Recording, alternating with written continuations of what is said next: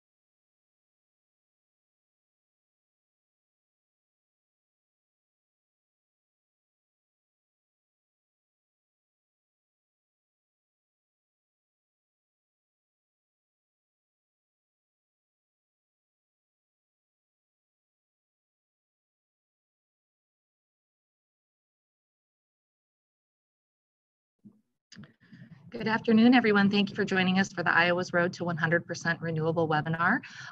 We've still got quite a few people logging in, so we're just going to give them about another minute and then we'll be getting underway. Thanks.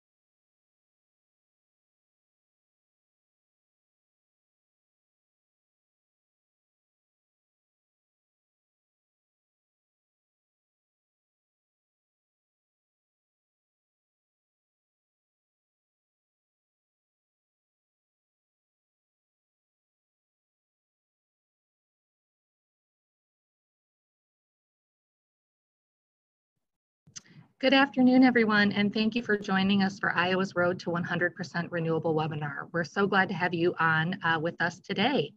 At this time, you should see on your screen the slide that says Iowa's Road to 100% Renewable. Because this is a webinar, you'll be seeing the slides and the speaker only, not a full gallery view of all of the attendees on the call today. We do have a large number of people joining us, which is really exciting. If you don't see that slide or have other issues, please raise your hand or send us a question using the Q&A function in the Zoom app. My name is Angelisa Belden. I'm the Communications Director with the Iowa Environmental Council. I'll be introducing our speakers momentarily. Thanks again for joining us today. I did just want to go over a couple of logistical items for today's webinar. Just a reminder that we do have all of the attendees muted today, so we shouldn't be hearing any additional audio, but if you do have audio concerns, please let us know. Again, I mentioned if you have a question, you can raise your hand or send it via the Q&A. If you have not done that before, simply hover your mouse near the bottom of your screen and you will see a toolbar that will pop up on the bottom, and then you have the option to enter a question in the Q&A function. We will answer questions in writing throughout the presentation, but we will save live Q&A options until the end of the presentation. We'll have plenty of time for that today. So please feel free to send us your questions using the Q&A function. We're also watching our friends on Facebook Live, and we welcome you to send questions there as well.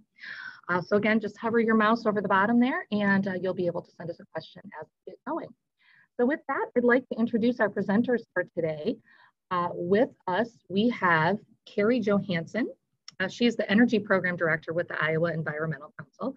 Carrie has over a decade of experience in energy policy, most recently serving as the Council's Manager of Government Affairs, where she was leading state-level legislative strategy.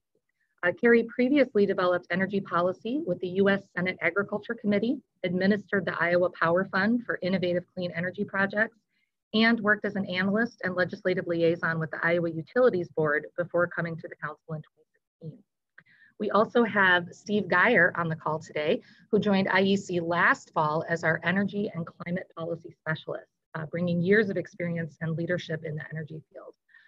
Since 2008, Steve has owned and led GWA International, a solar installation company based in Altoona. Prior to operating his own company, Steve held several key environmental positions with Iowa Utilities, analyzing environmental laws and impacts, providing counsel on environmental compliance and other critical environmental duties. We're so happy to have their expertise and knowledge with us today. And with that, I'm going to turn things over to Carrie to get us started. Carrie? Great.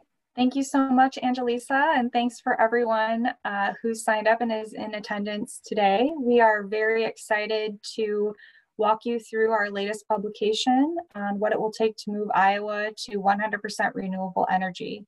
So just to give you an idea of our roadmap for today, we're going to start with a little bit of history of Iowa's clean energy leadership. Take a look at why the Iowa Environmental Council and many others are talking about needing to move to 100% renewable energy. We're going to go over any results and then talk a little bit about what's next and what's needed from a policy perspective. So to kick it off here, many of you probably are aware that Iowa has been a clean energy leader for many years. We've been installing wind energy in Iowa for the past 20 years, and our current capacity in the state is over 10,000 megawatts of wind.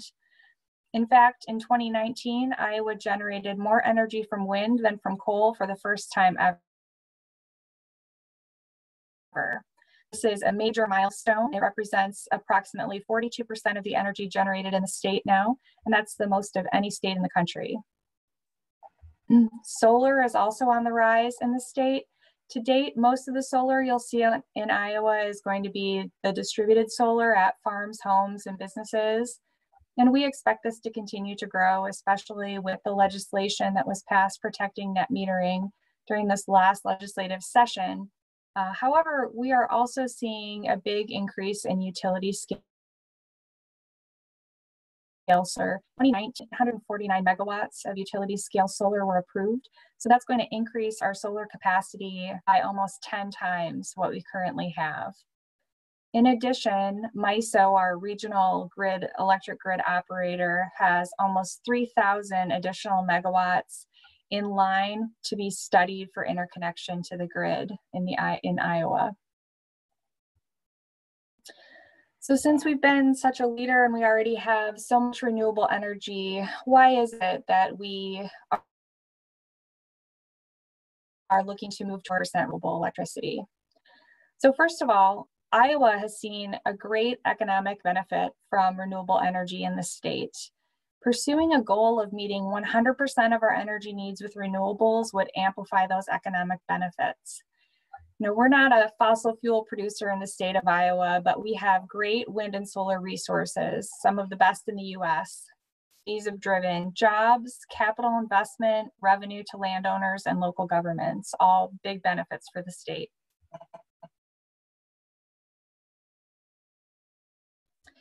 In addition, just from a price perspective, coal-fired power plants are no longer the least cost source of generation. In fact, according to the 2019 report from Lazard, which looks at the overall, what's known as the levelized cost of energy, wind and solar are currently the lowest cost resources available, which keeps electric rates low for everyone.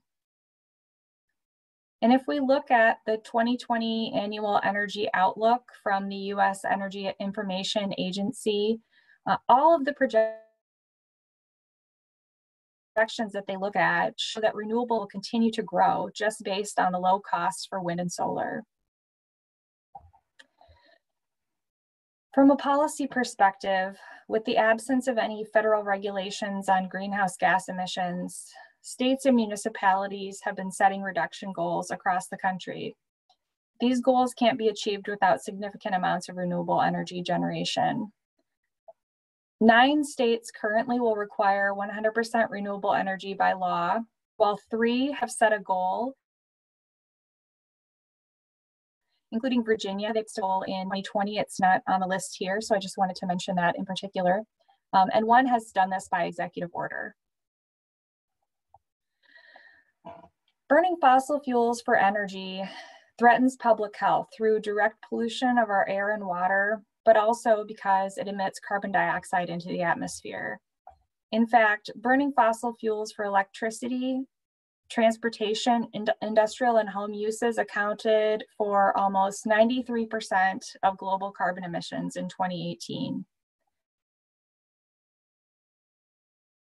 Now let's look at Iowa specifically, and you can see our greenhouse gas emissions from fossil fuels laid out in the slide here, and observe that over the past 10 years, fossil fuel consumption in the transportation sector, as well as use in residential, commercial, and industrial sectors have remained fairly consistent.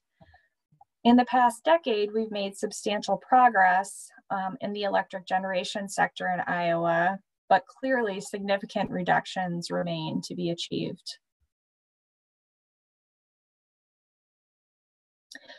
Even if we emissions from Iowa's electric sector to zero, fossil fuel combustion in the transportation and other sectors would continue to drive climate change. Accelerating the transition of these sectors to clean electricity is one way to get deep reductions in greenhouse gas emissions. I'm going to hand it over to Steve to talk about the results of our look at what it would take to reach a 100% renewable goal in Iowa. Thanks, Carrie. We recognize that in order to mitigate climate change and provide a clean environment for Iowans, we need to eliminate the production of electricity using fossil fuels and move to 100% renewable by 2050. So in order to see what that would take, IEC reviewed 12 studies released over the past decade.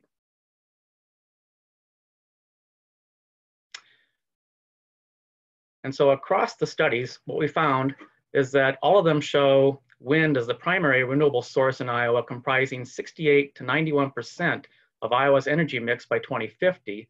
Additionally, solar in Iowa is becoming increasingly important, with higher amounts reflecting a price decline that has occurred and actually was reflected in the more recent studies. And if other sectors, such as buildings and transportation, use electricity as a means to decarbonize, then the amount of renewable required in Iowa increases significantly.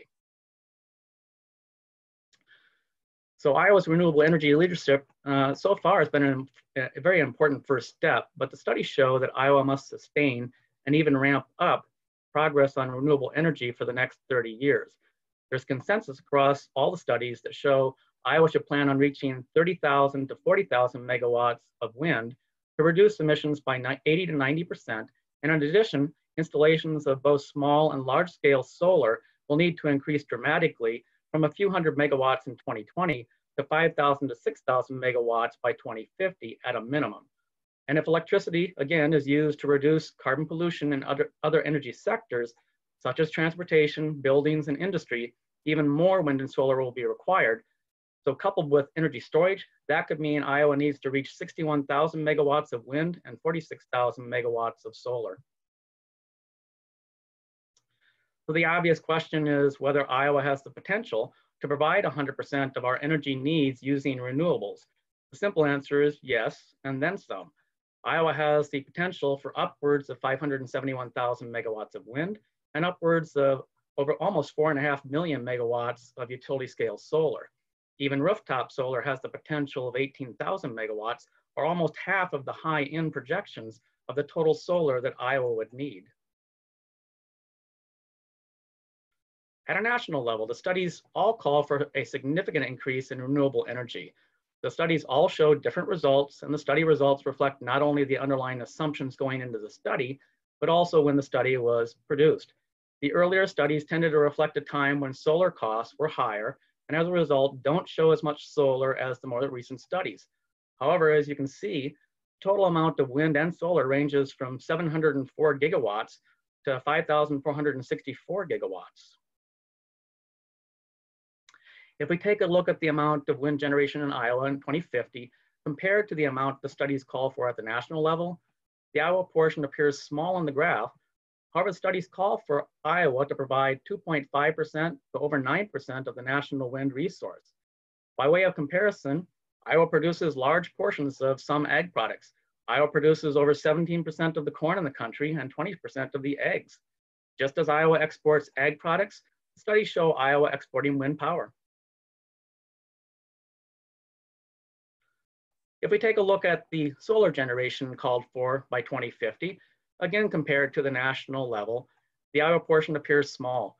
The studies call for Iowa to provide 1.5% or less of the national solar resource. Again, by way of comparison to ag production in Iowa, Iowa represents less than 2.5% of the nation's dairy production. Just as other areas of the country produce more milk than Iowa, the studies show that Iowa is probably not going to be an exporter of solar energy. However, solar will need to ramp up significantly to help serve the needs of Iowans.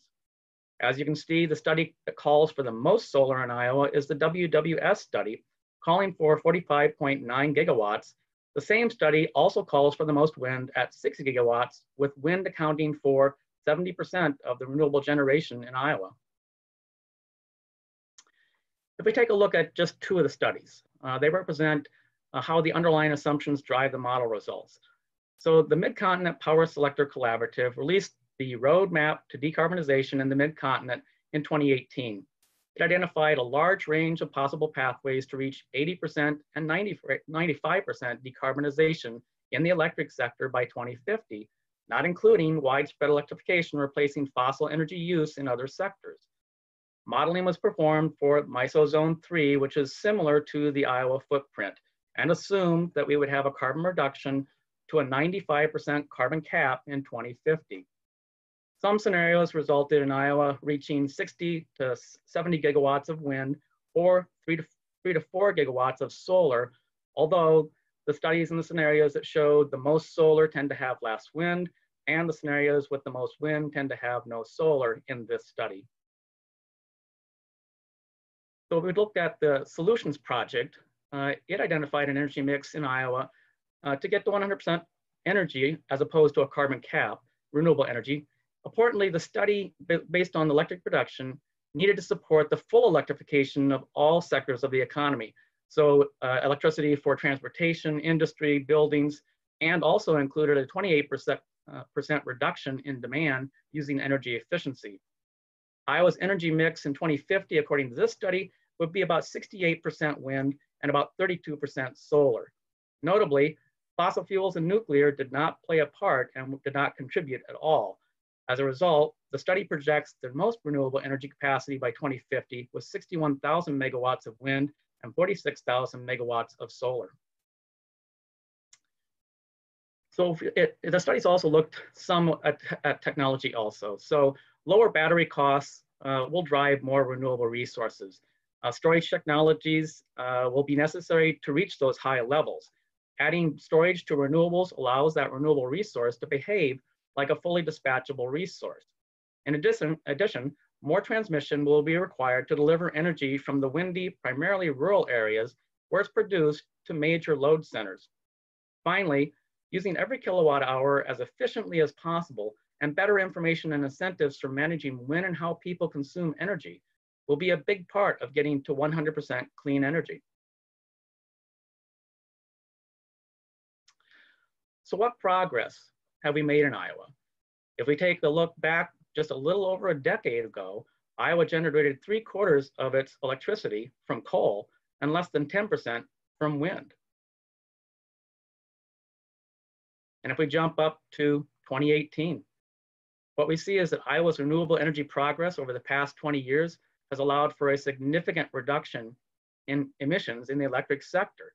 Greenhouse gas emissions from basically the power sector in Iowa declined by nearly 40% between 2008 and 2016, as Iowa began generating more than 1/3 of the electricity from wind.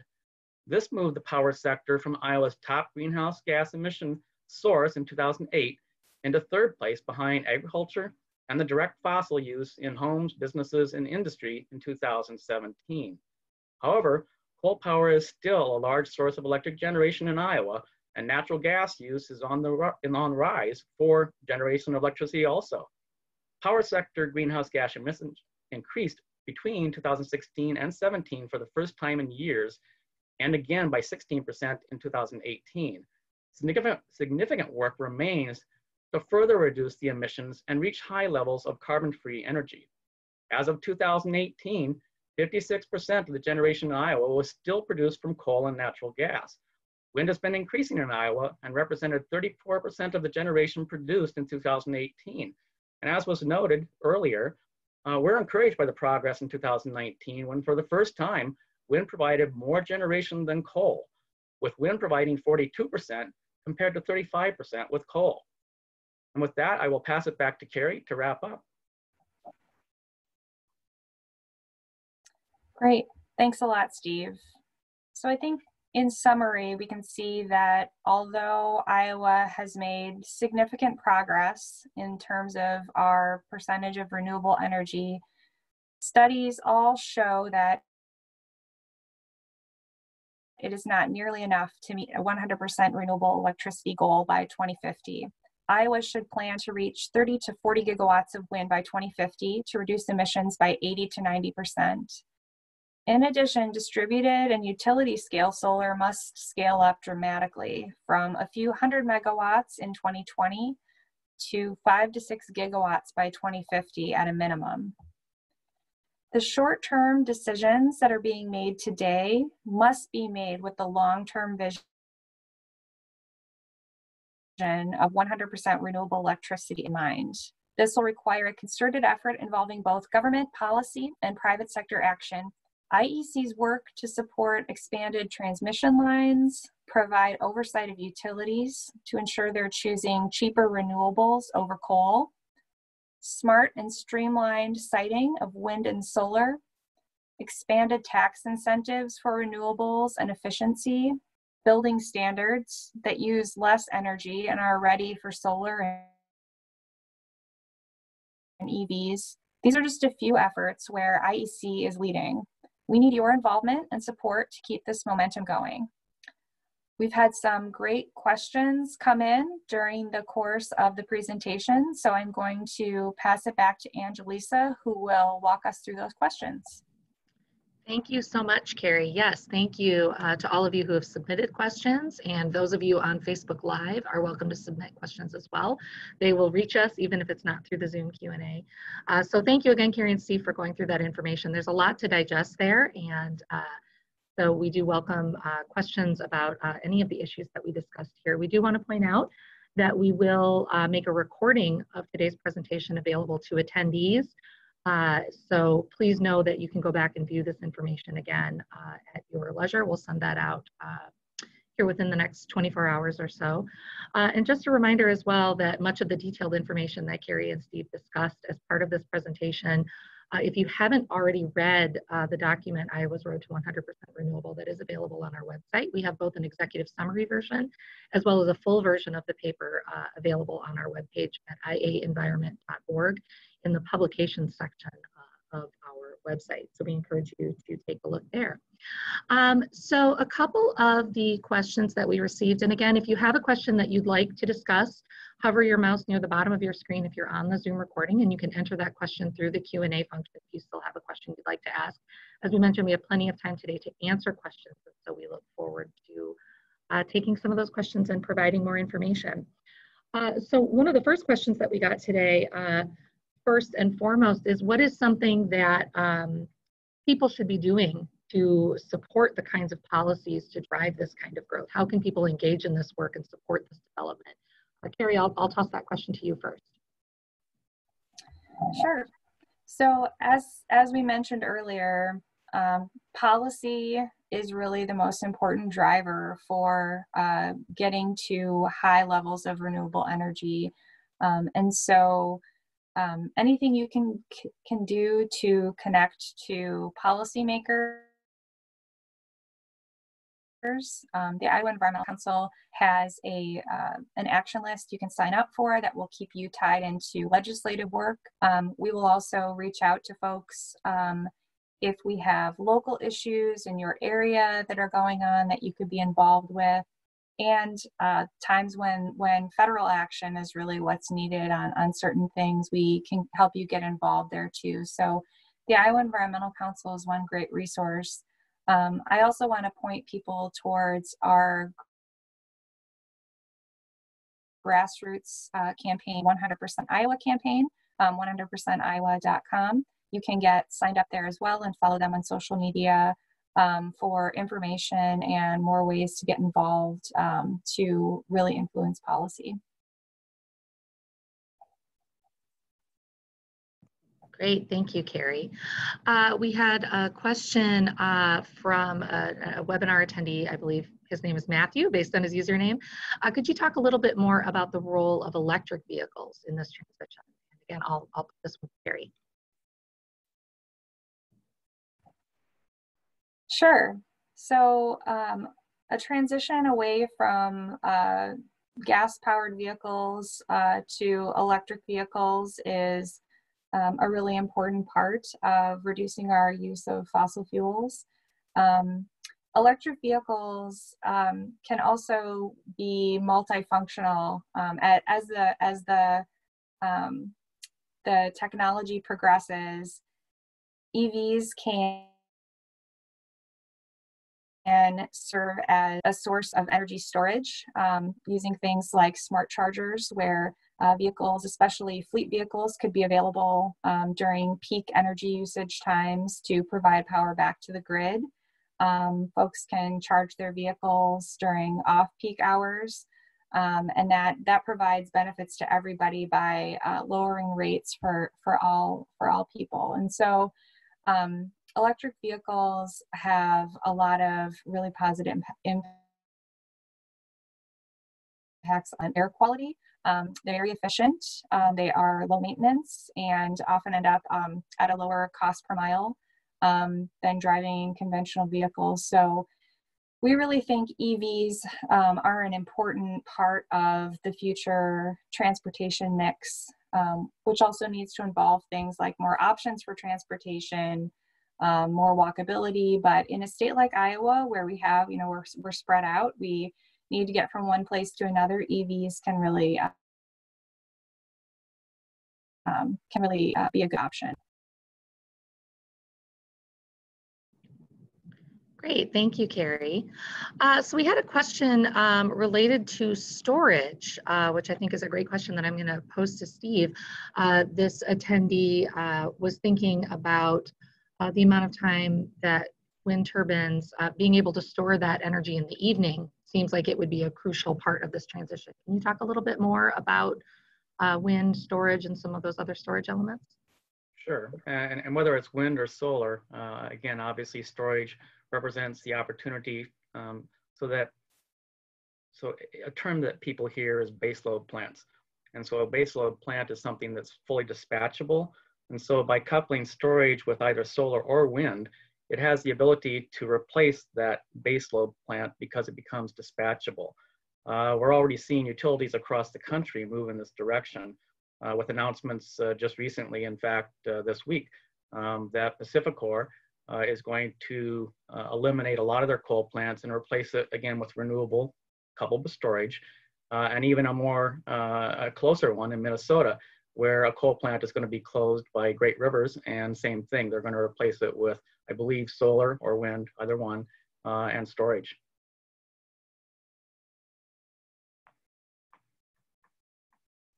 Great, thank you, Steve.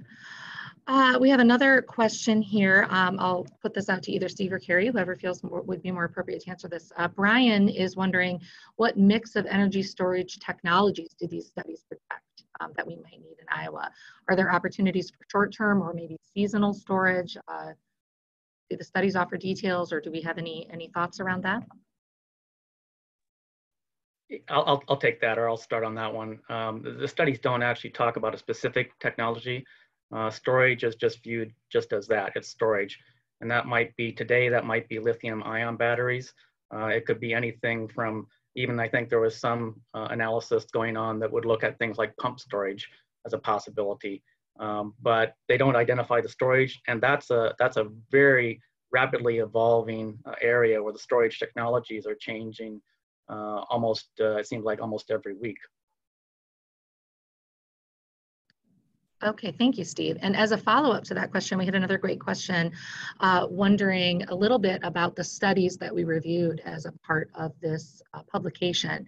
And so the first question in relation to those studies is about geothermal, and if geothermal energy is accounted for in any of the studies, and do we see geothermal playing a significant role or a role in our efforts to become 100% renewable? Yeah, I'll try and tackle that one too, and I want to clarify what geothermal is, and I recognize that there's confusion sometimes in terms of energy and energy analyses. So geothermal, if we're looking at it from an electric production standpoint, which there's geothermal in the country, but we're only going to find that in the western and the southwestern states. Geothermal, I suspect the question is aimed more at utilizing what really amounts to just a heat pump for purposes of replacing your heating and air conditioning in homes or buildings. If that's the case, then yes, that form of geothermal has a huge place to play in terms of, as we look at buildings and electrifying the buildings, that's what would actually replace then natural gas to take that place. So clarifying in terms of what geothermal is being discussed here. Great, thank you, Steve. And a follow-up, another individual, Phil from Cedar Rapids, wondered how deep the studies that we reviewed go in terms of in demand response. Are real-time power prices considered in the studies? Do you know that detail?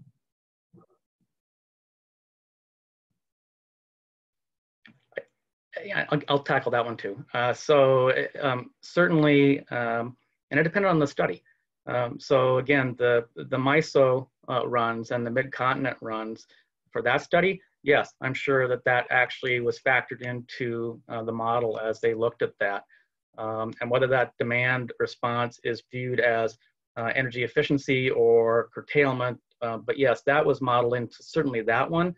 The problem is the study produces results. And so it doesn't really, it certainly doesn't tell you what the underlying model is or all the assumptions that went into the model. But yes, I would say overall that was taken into account. Great, thanks, Steve. All right, I have a question from Franklin that I'm going to send to Carrie related to nuclear power as a part of this transition. Is there room for expansion of nuclear power as a part of this transition to renewable? You know, what are we thinking when we consider nuclear power as part of this transition?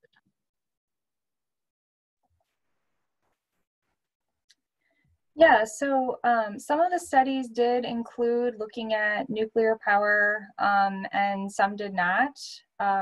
From a cost perspective, especially in the shorter term, when you just look at what is going to be the least expensive resource for us to deploy, wind and solar are just going to be what you're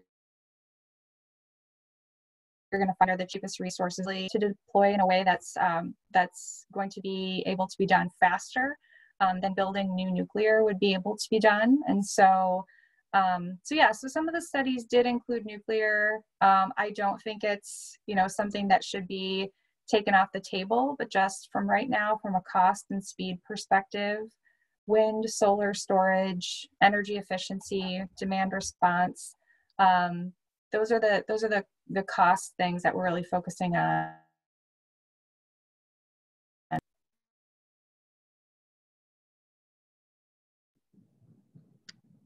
Great, thank you, Carrie. So another one of the questions that we received was that the amount of energy that some of these studies are projecting by 2050 seems fairly substantial in terms of the development necessary to reach those goals. How much land are we talking about needing to achieve this kind of growth? Steve, is that something you could talk about a little bit for us? Yeah, I can address that. So if we look at the high amounts that they were talking about, so the 61,000 megawatts of wind, the 46,000 megawatts of solar. So on the wind side, if we do some calculations on that, we can achieve that in Iowa with less than 0.1% of Iowa's overall land mass. And similarly with the solar, it will require more. But if we combine and utilize the rooftop space that we have available, it would be less than 0.5% of the land to accomplish that. Great, thank you, Steve. That's really helpful.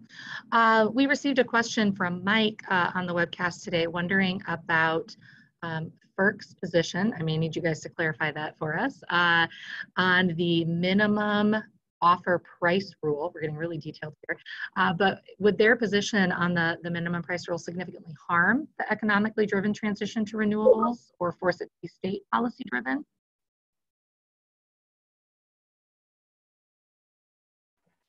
I can talk about this a little bit. I think that there's been more discussion around that rule in the PJM market. And I have not seen as much discussion around it in the MISO market. I'll toss it over to Steve if he has any additional insight on that to share. Yeah, and sort of regarding the question itself, I mean, certainly what we're seeing with the current stance from FERC, and in fact the entities that try to basically sell into the PJM market, you have states, again, states with mandates in terms of renewables, and so clearly the crux of this issue is coming down to states that won't be able to meet that mandate because the minimum price rule would effectively put other resources ahead of those renewable resources in the dispatch and in the models. And consequently, you've seen states already talk about withdrawing from PJM. So I think this one's a long ways from over. And I really don't believe that this is where we'll end up eventually. And if we do, then effectively, maybe PJM collapses. That's a possibility too. Okay, thank you, Steve. Yes, that was a really detailed question, but I wanted to make sure we could address it if we did. We did have a question from an anonymous webinar user today who wanted to know if there are any current funding opportunities or rebates available. So I just wanted to answer kind of in general terms. I don't think we can get down into the details, but Carrie or Steve, are you aware if there are still existing credits available for installations? Yeah, for solar energy, there is the federal investment tax credit for solar that covers up to 26% of a project cost. And when you're looking at a full project cost, that can also include, if you do storage at the same time as solar, that can all be included. There's also a state tax credit that covers half of the value of the federal tax credit. There's quite a waiting list for the state tax credit, but it is still available, and so you can look into that. And really, the folks with the best information on those kinds of things will be like a local solar installer will be able to tell you what's available in terms of those incentives and what your local utility policy is on policies around net metering, because that can really be an important impact to the PAVIS as well. That's the main one that is still available right now.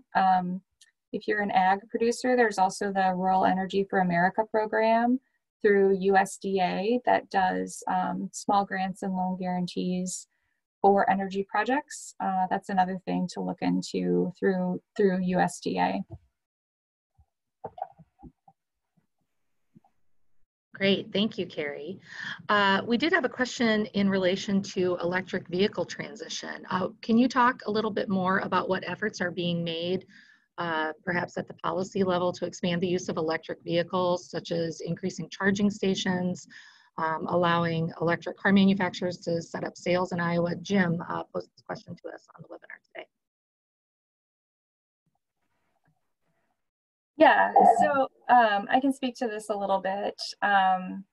There has been a federal tax credit that is available for purchasing new electric vehicles. That is, some car manufacturers starting to reach their cap on that. So for certain models, that's starting to phase down. We are very supportive of, especially looking at increased infrastructure for charging in the state of Iowa. We really have some work to do on that front, frankly. Some of the policies that have been passed in the last couple of years have actually been detrimental to deployment of charging infrastructure here. And so trying to remove some of those barriers, remove some of the bureaucracy that's standing in the way there is something that the Iowa Environmental Council is working on. We need that charging infrastructure if people are going to feel comfortable enough to know that they can drive around the state, take their vehicles where they need to go. Great, thank you. We had a question on Facebook Live. Someone was curious about if hydroelectric is any part of the studies or has any potential in Iowa. Is anyone able to speak to hydroelectric potential or its place in this work? Yeah, I can take that. Some of them identify in Iowa a very small portion of hydro. There's not really a tremendous potential in Iowa for hydro. But yes, and nationally, yes, hydro is definitely a part of the mix as you move out west. That already exists out there. It's provided a large portion of their renewable resource for decades, actually. But yes, the studies did account for that. Great, thank you, Steve. Another one of the questions that we have received is that, some people argue that we need to use fossil fuel resources in order to back up renewables. We've talked a little bit about storage on the call today. But as we think about fossil fuel resources backing up renewables, do the numbers really back up if that's the case? What's your thought on that?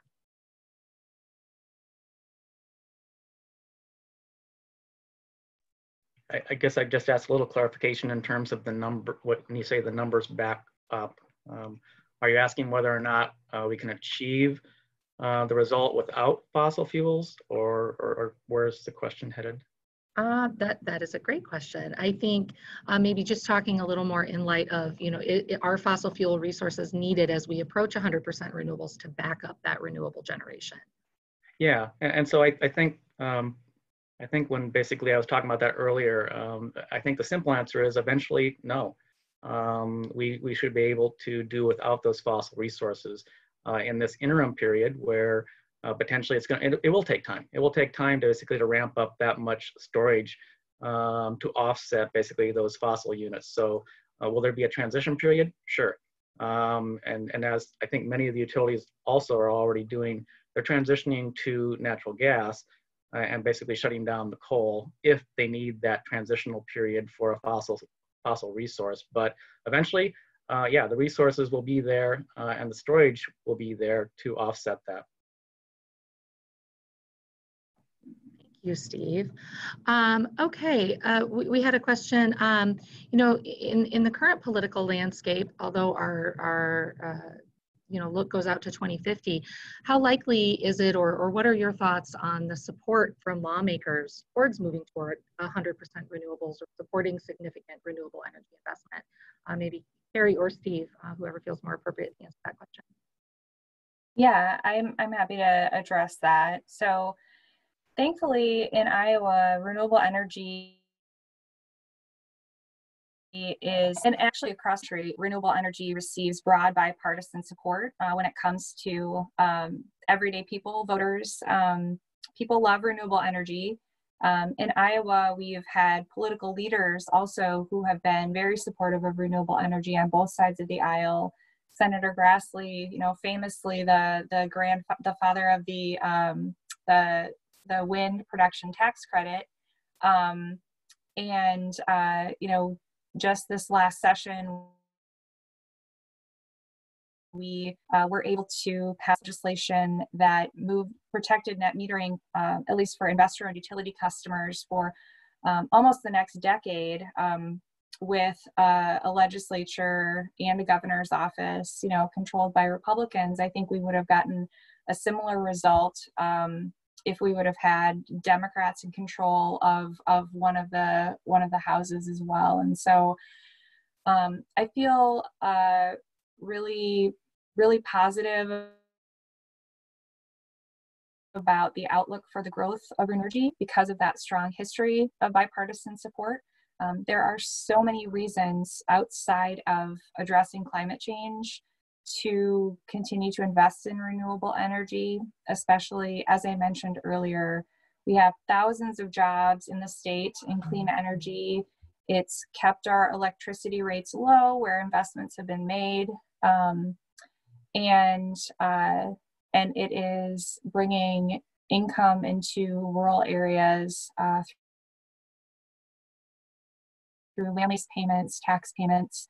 So regardless of you know the reasons that might be behind doing it, there's a lot of good bipartisan support. Great, thank you so much, Carrie. And I think that was a really positive look ahead as we think about what's coming as we, you know, move towards 2030 and 2050. So thank you, Steve and Carrie, for taking those questions. There were a couple of technical questions that we will answer individuals via chat or follow up with some more information. And so please know if you have further questions, you're welcome to reach out to the Iowa Environmental Council, and we'll be happy to discuss those questions with you more if you have them. And so with that, we do just want to remind everyone again that you can read the full paper or the executive summary of Iowa's Road to 100% Renewable on our website at iaenvironment.org. As I mentioned, going into the questions, we will send a follow-up message with links to those papers, some of the other resources we have regarding renewable energy, and we will be providing a recording of today's webinar. So we thank you all very much for joining and for staying on with all of the questions that you sent in through the Zoom and through Facebook Live. And we do encourage you, as Carrie mentioned, to sign up for IEC's action alerts. That's a great way to stay engaged during the session and throughout the year if there's specific things that you can do to encourage policy development or reaching out to local or county or even state officials. And so you can do that at our website, iaenvironment.org. We have a number of other places that you can engage with us, including social media. We're on Facebook, Twitter, and Instagram. Carrie also mentioned our grassroots project, 100% Iowa. That is a new program of IEC that was launched this year. A great way to stay engaged and learn more about renewable development and you know, their work to move Iowa towards 100% renewable generation. So we encourage you to visit their webpage, sign up to receive their emails, and follow them on social media as well. And you should be able to see that information on your site now. So again, we really thank you all for joining us today. Thank you for you know, being interested in learning more about the details and the efforts necessary to get us to 100% renewable energy in Iowa. It's an exciting opportunity, and IEC looks forward to working with all of you to get us there. So thank you again, and have a wonderful afternoon.